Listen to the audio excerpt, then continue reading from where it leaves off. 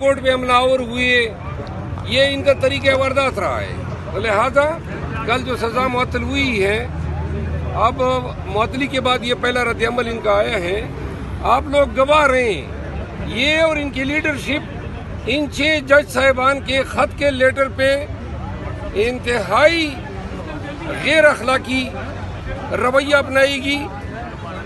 इनसे वाबस्ता वकला जो है बार कौंसिल और बार एसोसिएशन में सियासत करते फिर रहे हैं। अदलिया की पुष्ट पे इकट्ठा करके वकला को कड़ा होने के बजाय ये उनको तकसीम कर रहे हैं। तो लिहाजा हम ये चाहते हैं कि सुप्रीम कोर्ट में दूध का दूध और पानी का पानी हो, और जज साहिबान के खिलाफ जो कैंपेन हुकूमत ने शुरू की है, बिलखसूस 6 जज साहिबान, देखिए ये पाकिस्तान तहरीक इंसाफ का काज नहीं है अकेले, ये पूरी कौम का, तमाम सियासी पार्टीज का काज है।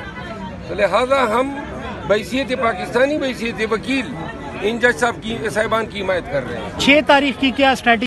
ज़बरदस्ती के फैसले करवाए जा रहे हैं, और देखो उसका बेनिफिशरी कौन है? उसका बेनिफिशरी खालिद नवाज शरीफ, शहबाज शरीफ और मरियम और ये पूरा ख़ानदान है, PMLN है, ये पूरा का पूरा ख़ानदान जो बेनिफिशरी है इस सारे सिस्टम का। तो ये खतूत का सिलसिला भी बंद होना चाहिए, वरना अगर ये जजों को इंसाफ न मिला, अगर मुल्क को इंसाफ नहीं मिला, तो जब भी फैसले होंगे ना उसके ऊपर लोग सवाल उठाएंगे। अभी आया हूँ मैं खैबर पख्तूनख्वा में, पूरे सूबे में जगह जगह एहतजाज हो रहे हैं लोग, और हमारे जो नौजवान हैं ख़ास तौर पे, वो इस वक्त अपने कप्तान, अपने लीडर के साथ ज़ार यकजहती और एक मुतालबा वो कर रहे हैं कि कैदी नंबर 804 की रिहाई, कैदी नंबर 804 की रिहाई।